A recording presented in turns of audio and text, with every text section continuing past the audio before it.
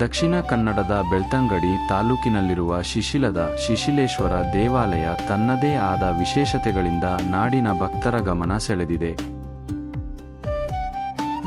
ಈ ಸುಂದರ ಶಿವನ ದೇಗುಲ ಧರ್ಮಸ್ಥಳದಿಂದ ಸುಮಾರು 32 ಕಿಲೋಮೀಟರ್ ದೂರದಲ್ಲಿದೆ. ಇಲ್ಲಿ ಹರಿಯುತ್ತಿರುವ ಕಪಿಲಾ ನದಿ ನೇತ್ರಾವತಿಯ ಉಪನದಿ. ಇದು ಮೂಡಿಗೆರೆ ತಾಲೂಕಿನ ಗುತ್ತಿಗ್ರಾಮದ ದೇವರಮನೆ ಸಮೀಪದ ಹುಳ್ಳುಮಲೆಯಲ್ಲಿ ಹುಟ್ಟಿ ನಂತರ ನೇತ್ರಾವತಿಯನ್ನು ಸೇರಿ ಮುಂದೆ ಹರಿಯುತ್ತದೆ.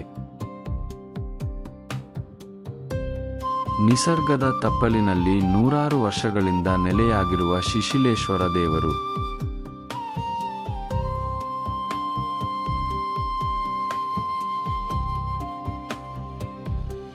ಪಕ್ಕದಲ್ಲೇ ಪ್ರಶಾಂತವಾಗಿ ಹರಿಯುತ್ತಿರುವ ಕಪಿಲಾ ನದಿ, ದೇವರ ಮೀನುಗಳ ನೆಲೆಯಾಗಿರುವ ಮತ್ಸ್ಯತೀರ್ಥ ಮತ್ತು ತೂಗು ಸೇತುವೆ ಇಲ್ಲಿನ ಪ್ರಮುಖ ಆಕರ್ಷಣೆ.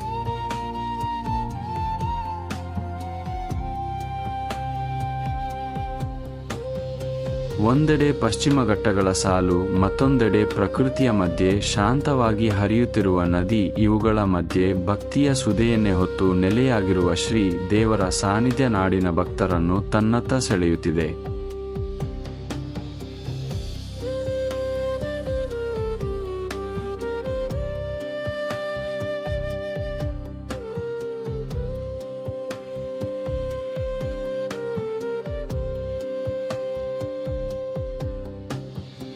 ಶಿಶಿಲದಲ್ಲಿ ದನದ ಕಲ್ಲು ಮತ್ತು ಹುಲಿ ಕಲ್ಲು ಎಂಬ 2 ಕಲ್ಲುಗಳಿವೆ.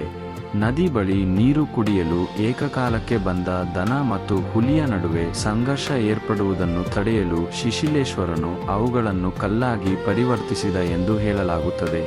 ಮೇ ತಿಂಗಳ ಕೊನೆಯಲ್ಲಿ 9 ದಿನಗಳ ಕಾಲ ವಿಜೃಂಭಣೆಯಿಂದ ನಡೆಯುವ ವರ್ಷಾವಧಿ ಜಾತ್ರೆಯ ಸಮಯದಲ್ಲಿ ಈ 2 ಕಲ್ಲುಗಳಿಗೆ ವಿಶೇಷ ಪೂಜೆ ಸಲ್ಲಿಸಲಾಗುತ್ತದೆ.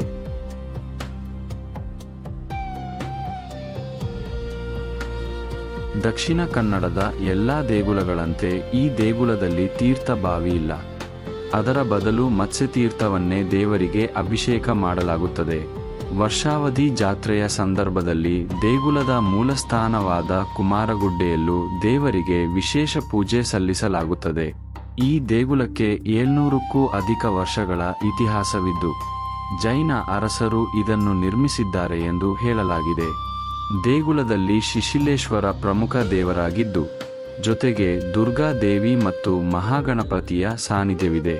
ಹೊರಭಾಗದಲ್ಲಿ ಪಿಲಿ ಚಾಮುಂಡಿ, ರಕ್ತೇಶ್ವರಿ ಮತ್ತು ರುದ್ರಾಂಡಿ ದೈವದ ಗುಡಿಯಿದ್ದು, ದೇಗುಲದ ವಾರ್ಷಿಕ ಉತ್ಸವದ ಸಂದರ್ಭದಲ್ಲಿ ದೈವಗಳಿಗೆ ನೇಮೋತ್ಸವ ಇರುತ್ತದೆ.